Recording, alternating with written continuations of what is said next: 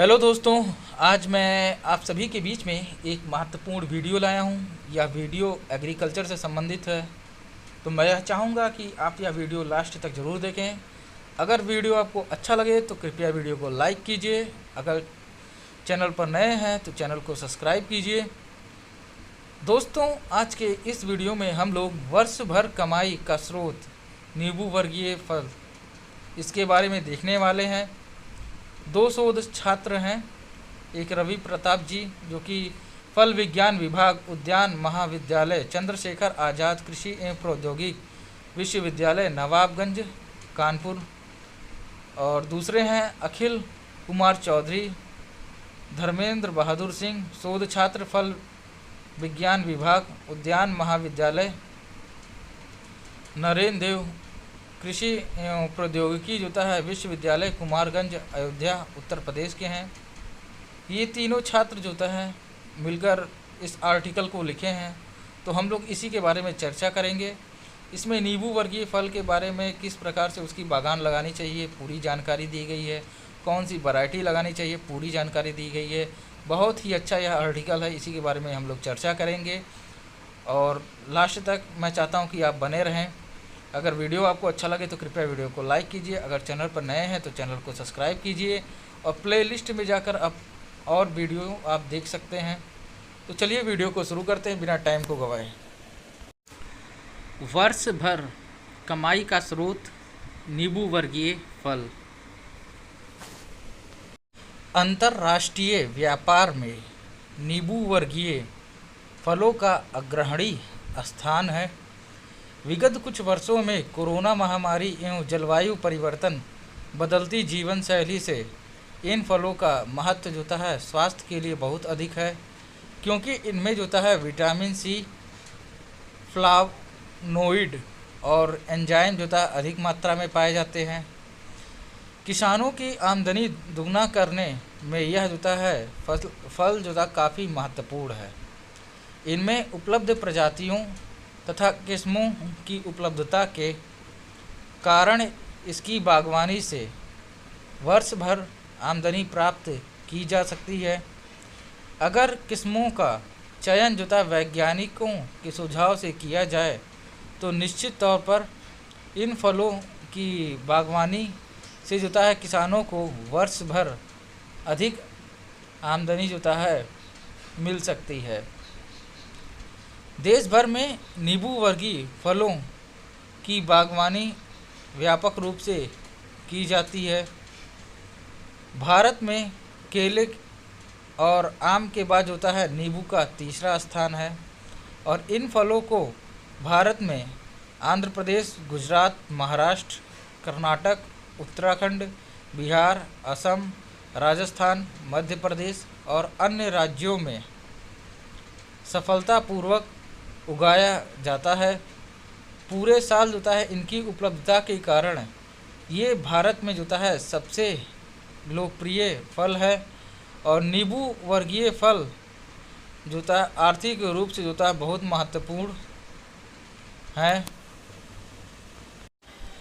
अब बागवानी की तकनीक, तो जलवायु एवं मृदा, तो नींबू वर्गीय फलों की बागवानी जो है उपोष्ण तथा उष्णीय दोनों प्रकार की जलवायु में अच्छी तरह से की जा सकती है।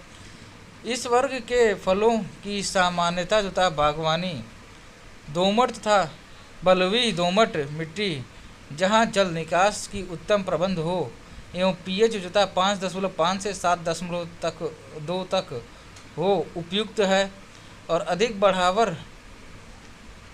बढ़वार तथा पैदावार के लिए जो है मृदा की गहराई 4 फुट से अधिक होनी चाहिए। सिंचाई के जल में जो है 750 मिलीग्रा पर लीटर से अधिक लवण होने पर जो है इन किस्मों को जो है लवण अवरोधी मूलवृंत जैसे इंटू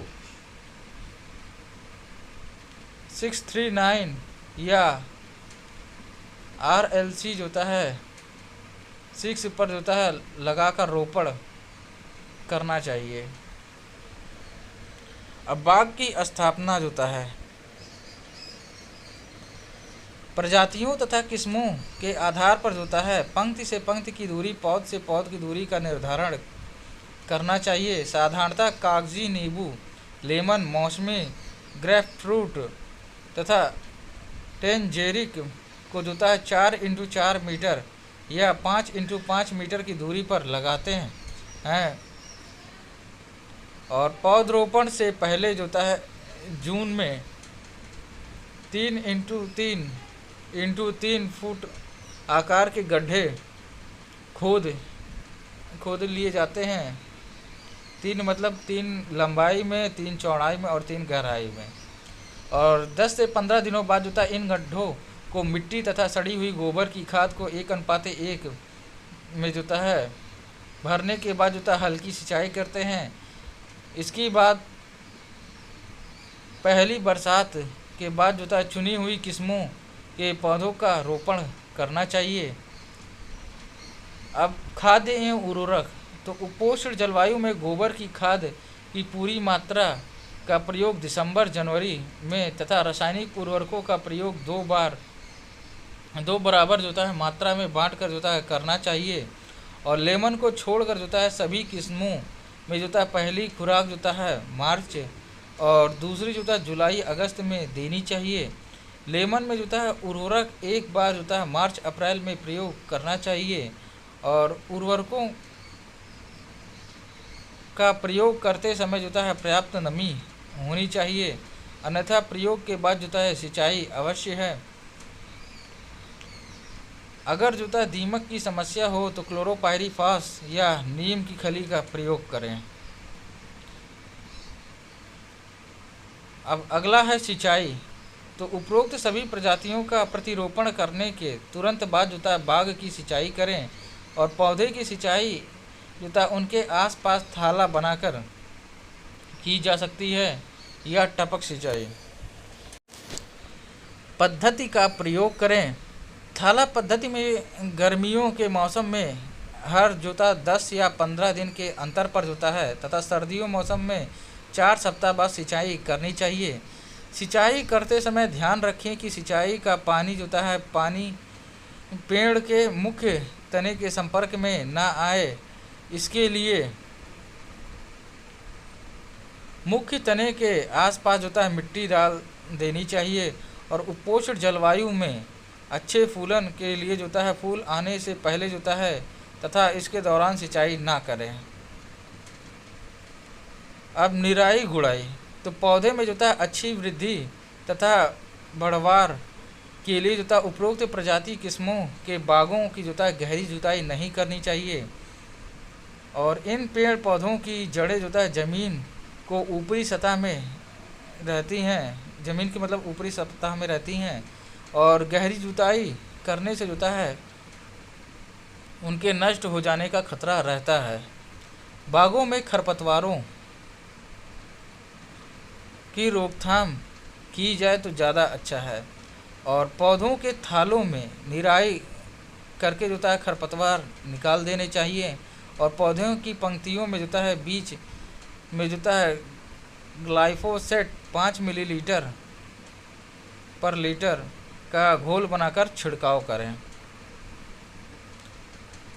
अब रोग, तो इसमें फाइटोप्थोरा सड़न, यह रोग जोता उपरोक्त सभी किस्मों को प्रभावित करता है।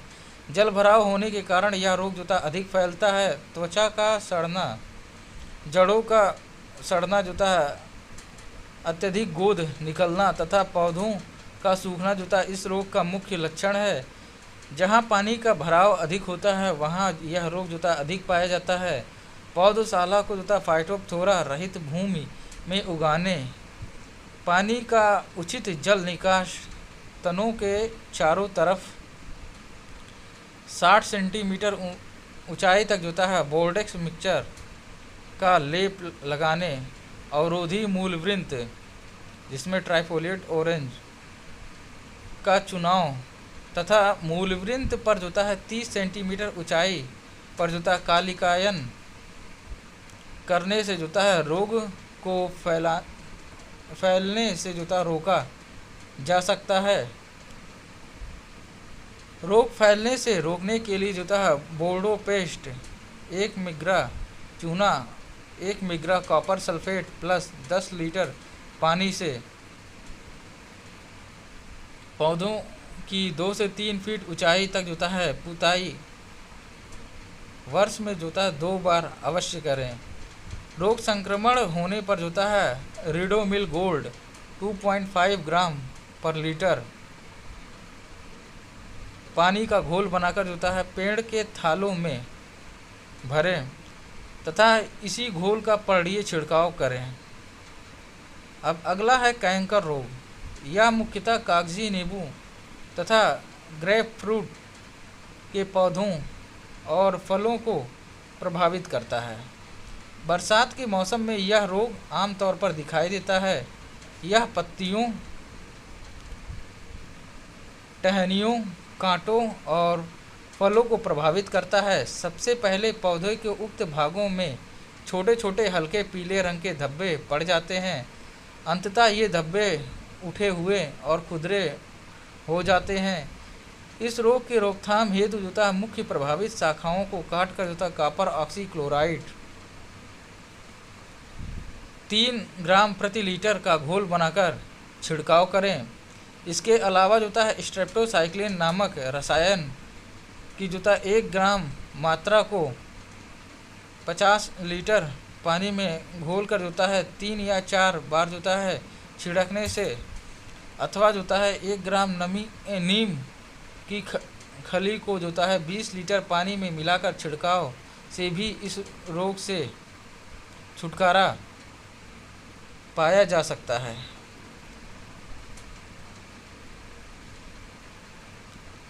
अब अगला है प्रमुख कीट एवं प्रबंधन। तो इसमें माहू, यह कीट जोता है उपरोक्त सभी प्रजातियों की पत्तियों और टहनियों की कोशिका से रस चूस लेता है। कीटों द्वारा कोशिका रस चूस लिए जाने के कारण पत्तियां, कलियां और फूल जोता है मुरझा जाते हैं। यह कीट हमेशा फूल आने के समय आक्रमण करता है। इसके साथ साथ यह कीट जोता है एक किस्म के विषाणु को भी फैलाता है, जिससे नींबू की पैदावार कम होती है। इस कीट की रोकथाम के लिए 15 मिलीलीटर मेलाथियान को 10 लीटर पानी में बने घोल का छिड़काव फूल आने से पहले करनी चाहिए। इसके अलावा फोरेट 10G का प्रयोग मृदा में किया जा सकता है। अब अगला है पर्ण सुरंगी।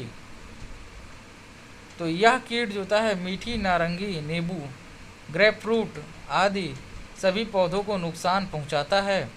यह हमेशा नई पत्तियां निकलते समय आक्रमण करता है। यह कीट जोता है बाग के पौधों के अतिरिक्त नर्सरी के पौधों को भी नुकसान पहुंचाता है। इसकी इल्लियाँ पत्तियों में टेढ़ी मेढ़ी सुरंग बनाती हैं और जब पेड़ों में नए फुटाव हो रहे हों तब मोनोक्रोटोफास 3 से 5 मिलीलीटर प्रति 10 लीटर पानी या स्पिनोसेड 4 मिलीलीटर प्रति 10 लीटर पानी में घोल बनाकर 2 छिड़काव 15 दिन के अंतर पर मतलब करें। अब मिलीबग, ये कीट जोता कोमल शाखाओं एवं पुष्पक्रम आदि पर चिपक कर रस चूसते हैं, जिससे फूल तथा फल गिरने लगते हैं। इनकी रोकथाम के लिए कार्बोसल्फान 5 मिलीलीटर प्रति 10 लीटर पानी के घोल का छिड़काव करना चाहिए। फलों की तुड़ाई, उपरोक्त किस्मों की तुड़ाई जोता अलग अलग समय पर की जाती है। लेमन तथा कागजी नींबू 150 से 180 दिनों में पककर तैयार हो जाते हैं। वही मीठी नारंगी तथा ग्रेप फ्रूट जोता 260 से 280 दिनों में पकते हैं। इसके अलावा किरणों तथा टेंजेरिन 300 से अधिक दिनों में पकते हैं। फलों को तोड़ते समय तथा इस बात का विशेष सावधानी बरतनी चाहिए कि फलों के साथ साथ थोड़ा सा हिस्सा तनों और तथा पत्तियों का तोड़ लिया जाए ताकि फल के छिलके को नुकसान ना हो। फलों की तुड़ाई जो होता है बाजार की मांग तथा प्रचलित फलों के मूल्य को ध्यान में रखकर करना चाहिए। कागजी नींबू एवं लेमन के फल जो होता है हल्के पीले होने पर तोड़ने चाहिए, जबकि मीठी नारंगी तथा किरणों का कुल ठोस पदार्थ तथा अम्लता का अनुपात 14 से अधिक हो तो तोड़ने चाहिए। इस प्रकार नींबू वर्गीय किस्मों की विविधीकरण करके तथा उनका वैज्ञानिक विधियों से बाग प्रबंधन करने से जोता है अधिक उत्पादन के साथ साथ वर्ष भर जोता आमदनी की जा सकती है तथा किसानों की आमदनी बढ़ाई जा सकती है। वर्ष भर फलन लेने वाले हेतु नींबू वर्गीय फलों के लिए जोता उपयुक्त फसलें एवं किस्में, तो इसमें फसल कागजी नींबू किस्म पूसा उदित और तुड़ाई का समय जो होता है फरवरी मार्च और अगस्त सितंबर है। कागजी नींबू का पूसा अभिनव किस्म जो है मार्च अप्रैल और अगस्त सितंबर जो होता है इसका तुड़ाई का समय है। और नींबू लेमन जिसको कागजी कला कहते हैं जुलाई से अगस्त और दिसंबर और जनवरी जो होता है इसके तुड़ाई का समय है। पंत लेमन जो होता है जुलाई से अगस्त और दिसंबर से जनवरी जो होता है इसका तोड़ने का समय है। और मीठी नारंगी जो होता है इसमें पूसा राउंड पूसा शरद मौसमी जो होता है, तो पूसा राउंड का जो होता है अक्टूबर नवंबर, पूसा शरद का अक्टूबर नवंबर और मौसमी का अक्टूबर नवंबर है। और ग्रेप फ्रूट का जिसको रेड ब्लस किस्म है नवंबर दिसंबर तुड़ाई का समय है। और टेंजेरिन की किस्म जो था मरकट है और इसकी तुड़ाई का समय जो था नवंबर दिसंबर है। संतरा की किस्म किन्नो और दिसंबर जनवरी इसकी तुड़ाई की किस्म है। तो दोस्तों ये था आज का वीडियो। अगर वीडियो आपको पसंद आए तो कृपया वीडियो को लाइक कीजिए। अगर चैनल पर नए हैं तो चैनल को सब्सक्राइब कीजिए। मिलते हैं हम आपसे अगले वीडियो में, तब तक के लिए टाटा बाय बाय।